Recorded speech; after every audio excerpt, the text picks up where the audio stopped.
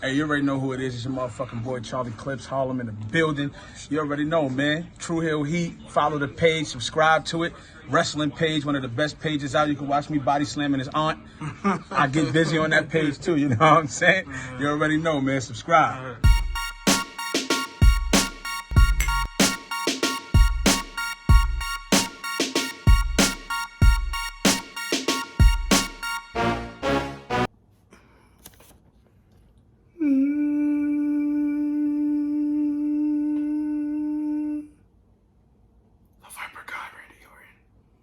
Is the greatest professional wrestler of all time. But enough about that. Welcome back, guys. I am back. It's your favorite alcoholic, your favorite drunk, whatever you would like to call me.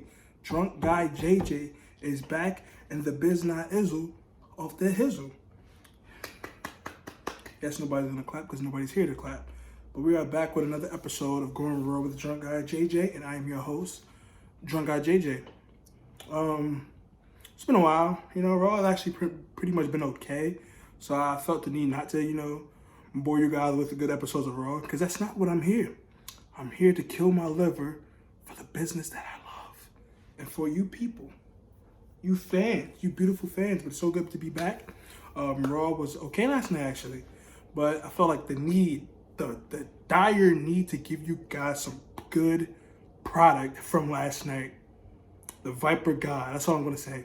The premises of this episode of Going Raw with Drunk Guy JJ is the Viper God. So it's going to be the tagline, the headline, whatever. But we're going to appreciate just how great Mr. Randall Keith Orton is, the Viper God right there. The Viper God, yeah. So Raw starts off, they're in Brooklyn. Matter of fact, since it's been a while, I guess, I got a nip. Pause. I have a nip of, what is this? Tito's vodka. I don't drink this shit, but it was given to me. I guess everybody knows that I'm a drunk. So yeah, we're gonna drink this to welcome the good old good brother back.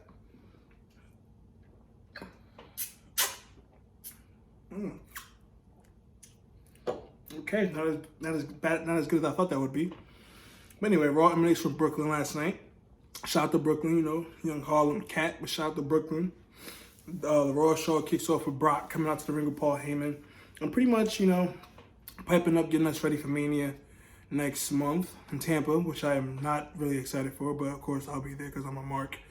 Paul Heyman talks about Drew being a fluke. They're trying their best to make him look strong, look good heading into WrestleMania. And he calls him a stupid big bitch, I think. Or something like that, whatever. So yeah, they're pretty much running him down. Then Drew comes out, marches to the ring, out of time. He marches to the ring, comes into the ring. Brock and him have a face-off. Brock, pretty much laughs at him, walks away, to then try to run back and clap. Good old McIntyre hits Brock with the Claymore. Crowd goes nuts. Brock's on his ass, and Claymore. Claymore, countryman himself, Drew McIntyre goes to the back. Brock trying to get helped up. Crowd's chanting, nah, nah, nah, nah, hey, hey, goodbye. All that good stuff. And yeah, he gets to the stage. Drew McIntyre comes back out again. Clock out. 2-piece in the biscuit with his leg. Pause. Gets him with I guess that would be 2 legs in the biscuit, right? Because he kicked him. Yeah? Okay. Anyway. And he does that. Kelly Moore kicks him twice. And got him looking strong heading into Mania. Brock lays down on his ass. You can see his tramp stamp. So I actually want to take a shot, finish this shot. Well, it wasn't a shot, it was a nip, but whatever. I want to finish 6, and Brock has a tramp stamp, and he's a grown-ass man. But anyway.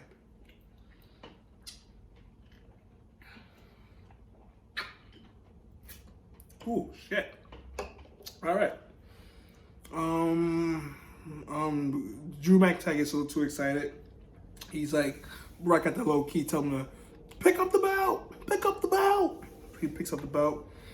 Nice segment to start off Raw. Had Drew McIntyre looking great. Mania is creeping up. Mania is right around the corner, so they got to keep this momentum going, making Drew look good, actually making him look like a threat heading into facing Brock. And what should be a good match at Mania? I'm looking very much forward to this. 2 big old hosses just scrapping and japping, so I can't wait for that. We go next, Street Profits versus my good brother Monday Night Messiah, Seth Rollins, you know, and his disciple buddy, excuse me, his disciple Murphy now, sorry. Pretty good tag team match. I figured I knew this was going this way. Having Seth and them lose the belts, because I feel like Seth's going to have a singles match at Mania, or maybe a multi-man match, I don't know, whichever way they go, with Owens, because they've been building this up for months. Shit has not ended yet. Anyway, Kevin Owens, it's a pretty good back and forth tag match. AOP's at the stage the whole time, so towards the end of the match, they can march their way down to the ring. Then they try to distract the referee. Kevin Owens comes from the crowd, gives Seth Rollins a stunner. Excuse me. Sorry, gives Seth Rollins a stunner. Then AOP sees KO and they chase him out the arena, I guess. Montez Ford, you know, we want to smoke City. He goes to the top, hits a frog splash, pins Seth Rollins, Street Profits are the new tag team champions. Congrats to, to Street Profits. Pretty entertaining tag team, they could do better. But, still a learning process. Just got there. All they've been doing is really cutting promos, and they still been getting over with the crowd. Brooklyn ate this up. They celebrated. It looked really good. Pretty cool moment for them. Shout out to them. It's funny. It took March to end for the black people to actually have a title win. I found it very hilarious. But yeah, shout out to Street Profits. Go to commercial, of course. Britt, they come back. Seth and them is walking to the back, and he's like, Murphy, help me, come on, help me. Yeah, he pretty much wants to rematch, so he says, you know what, we're gonna get a rematch. Kevin Owens, one-on-one, I'm gonna catch you sooner than later, good brother, on phone in. And then he says, pretty much the rematch set up for, for Elimination Chamber, whatever. This is the pathetic moment, well, one of the pathetic moments of the night, I don't think. Ricochet, who pretty much just legit had momentum like 2-3 weeks ago, heading into his title match with Brock Lesnar at Super Showdown last week. He gets squashed by Brock Lesnar. Okay, it's Brock. This is what Brock does. Brock pretty much, if you're not really a draw, whatever the case may be, I don't know how they booked this. We don't know Brock wasn't losing to Ricochet at Super Showdown. But he completely just washed him. Like, it was horrible. Nigga got no offense, nothing. It was pathetic. Got Ricochet the fuck out of here, pretty much. Got him all the way the fuck out of here. So Mr. Rico, Suavemente, nigga, he faces Riddick Moss for the 24/7 title. For one, how the fuck you go from facing the WWE champion just a couple days ago to facing the 24/7 champion and losing, pretty much getting jobbed out? Fucking Riddick Moss. Who the fuck is Riddick Moss, for one? All right. This wouldn't be Raw without a drink. All right. So yeah, Ricochet lost to Riddick Moss, whoever the fuck that is.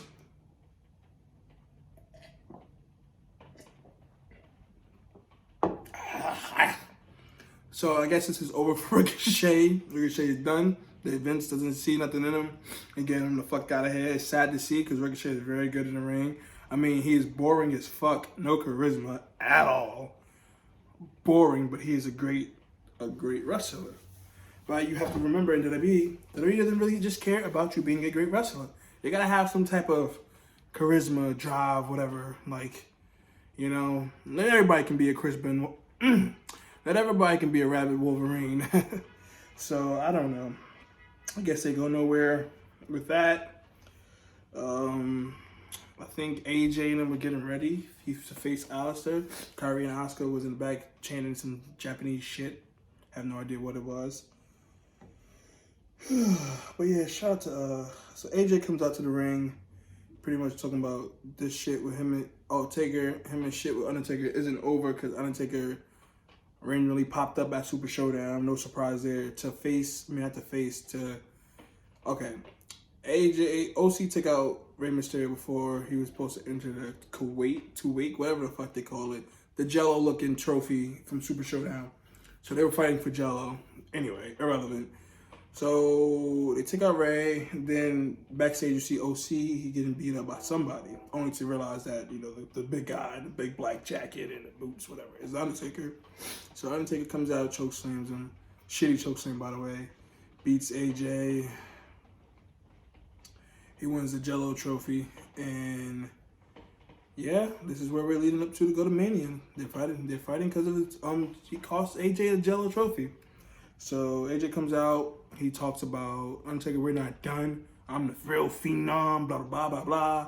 Then Mark Wahlberg sent like a video, whatever. He showed him that, and then he was calling him Marky Mark. The crowd started calling Mark Wahlberg Marky Mark. If you don't remember Marky Mark, is Marky Mark and the Funky Bunch. Mark Wahlberg, one of my favorite actors of all time. Shout out to Marky Mark. He was a rapper named Marky Mark, and the Funky Bunch was his group. And they had a hit song called Good Vibrations. So we're going to actually take a drink for Good Vibrations because that song actually sucked. But this is relevant because it had nothing to do with Raw, but whatever. Yeah, so what's the face out of Black? I think Alistair comes out before they lock up. AJ says, you didn't read the contract. You didn't read the contract. So he has to face Carl Anderson first, before he faces AJ.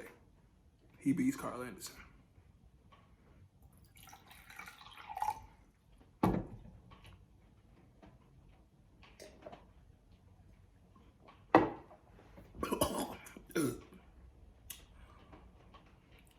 After AJ beats after Alistair beats Carl Anderson, AJ says, you still didn't read the contract.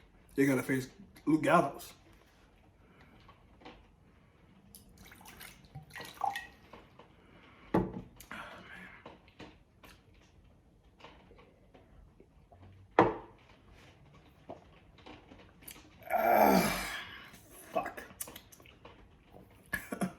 Luke Gallows beats him up. He gets disqualified. The LC keeps beating the shit out of him.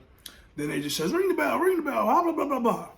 So, Alistair, I mean, he hasn't really been doing nothing. I think I've talked about that so much on here. Like, they just have him doing jack shit, but telling people to knock on his door. So, who's calling me? So, yeah, they beat him up. AJ beats him. He's no longer undefeated. Alistair is no longer undefeated in WWE. He's been on the main roster, excuse me. He loses in a random match with shitty stipulations. And just like that, only to make AJ look good heading into Mania, you fucked him over. So congrats, WWE. You fucked over Alistair Black pretty much for nothing. For AJ to look good with Mark Calloway in 5 weeks. So I'm going to take a shot for Alistair. Shout out to Alistair. Moving on, I think Charlie Caruso interviewed Ruby Riott about the Elimination Chamber match, the women's Elimination Chamber that nobody gives a fuck about. Elimination Chamber is going to suck this Sunday. I'm not going to waste my time on this match because I really don't give a fuck about this women's match. It was Liv against Ruby. Ruby. Yeah, Sarah Logan was a special guest referee. I think Liv beat her. Then I guess they both beat up. Sarah Logan was left standing. I don't remember that. The Viper guy was shown in the shadows. Was shown backstage, you know, just pacing. You know, the Viper guy doing what the Viper guy does. The Viper guy stuff. The Viper guy shit all day. Anyway, they show the clicking and clacking of him beating up Edge, and then they talk about the Beth Phoenix going to, of course, you know, lead the ending of letting us know what's going on with Edge, the medical update. And then we had,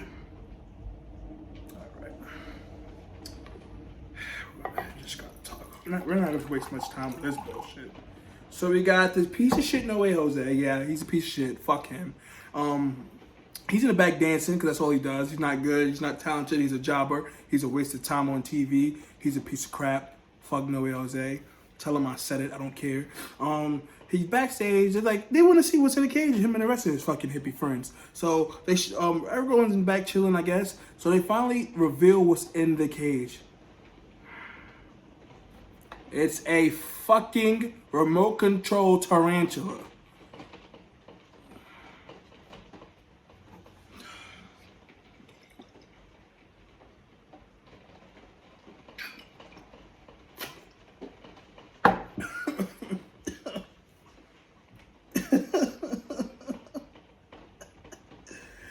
You build this up for, you build this up for fucking weeks, months, whatever, how long this dumb shit was.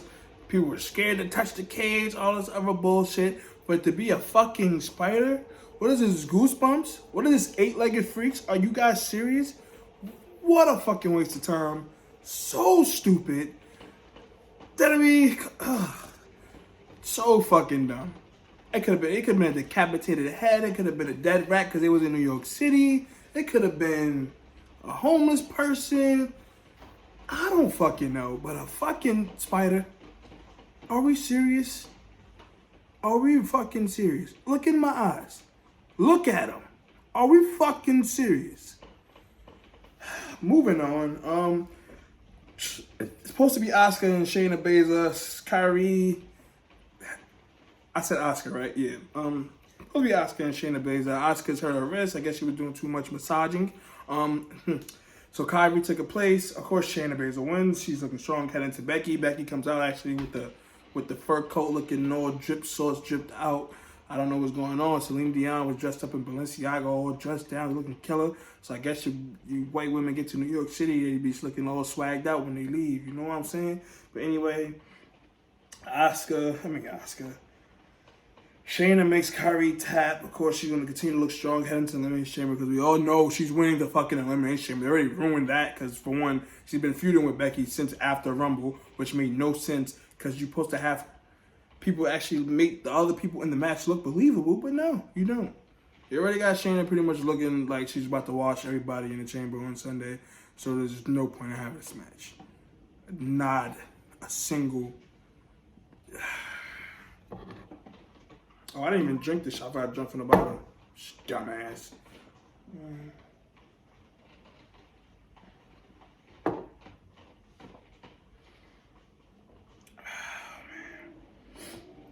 Oh, boy.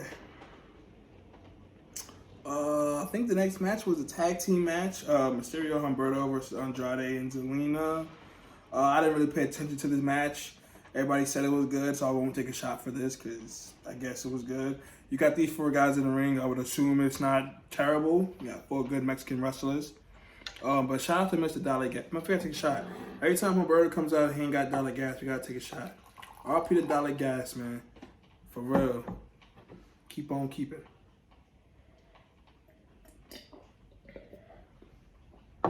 Mr. Humberto wins. Gives him an update. I mean, pretty much gets him a match against Andrade for the U.S. title because Andrade's a champ. Andrade goes on to face... I just said, oh my God. Andrade will face Humberto for the U.S. title Elimination Chamber. That's the 2 matches they announced for the show. AJ will also be facing Aleister Black. No DQ. Whatever. Beth Phoenix comes out to give us the medical update on the rated R Superstar Edge. I love this. Everything about this. It's the Viper God. That's the Viper God. Just let you know. Cause we're about to blast. We're about to do. I'm actually perfect. Since we have 5 weeks leading to Mania, and I'm such an Orton mark. Love the guy. He's the greatest ever in life. We're gonna do. This is a little side note. Randy Orton appreciation. Randy Orton WrestleMania appreciation. So we're gonna start on the show. A little side bonus for my fans. So at WrestleMania 30, the Viper guy Randy Orton goes on to main event the show, coming in as the champion, WWE World Heavyweight Champion, the Viper God himself, getting played to the ring by Rev Theory, which with the should-be Grammy award-winning Voices song on WWE, the Volume 9, came out. Put on a great match, one of the greatest WrestleMania main events of all time. The Viper God doing it all on his own. We had 2 people in the match, Daniel Bryan and Batista, but that's neither here nor there. Orton didn't come out victorious because people like to cheat. Daniel Bryan more so. And he also did not get pinned or submitted to lose the title that night. Therefore, he is our uncrowned WWE World Heavyweight Champion from ongoing for 6 years, if you think about it. Batista lost the match. Batista's a loser.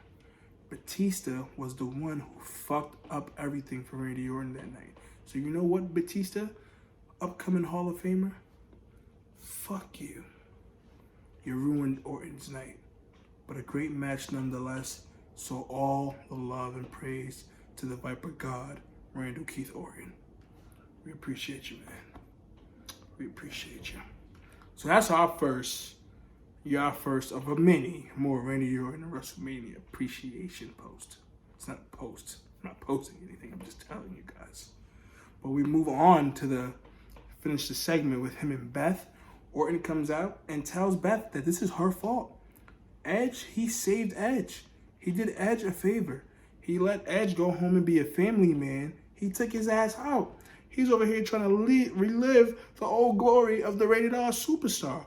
Them days are done. Orton did you a favor and got him the fuck out of here, back to making his kids breakfast and fucking you every night. You should thank Orton. You should thank the Viper God. But you want to be selfish. You want to be selfish and slap him. Beth Phoenix. What the fuck were you thinking? What were you thinking? So Orton does what he does best. RKO's you bitches on the mat. What a wonderful segment it was. It was amazing. You know, I want to take a shot for Orton. I'm going to take a shot for Viper God. We got to end this show on a good note. Orton is just amazing, man. But yeah, he comes out.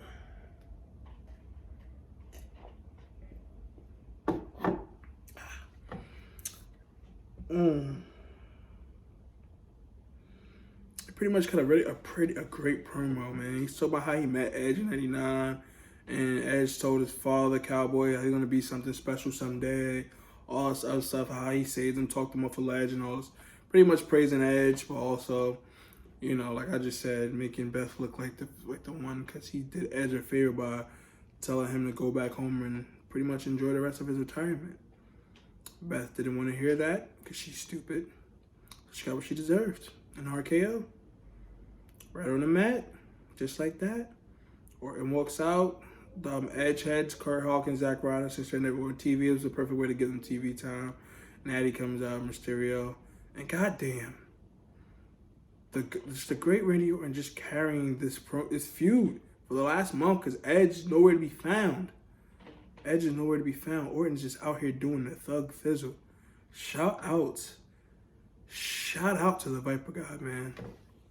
We're going to show this picture one more time. Greatest day of my life. It's the greatest day of my life. Orton, we love you. We appreciate you. You know, millions of fans. We all do. Just keep being you, man. Keep carrying these great feuds. Keep being the Viper God. Just keep being the Viper God, man. That's all I got to say. Raw was pretty good. I enjoyed it for the most part. I mean, I don't even know, but yeah, I enjoyed Raw for the most part. It was pretty cool. Yeah, I'm praising Raw actually. Wow, I got drunk more, but I'm praising Raw. As always, follow me on Instagram, Hacksaw, if you guys can fucking spell, _JAY, which that says J, _DUGGAN. That's Duggan, if you didn't know that either.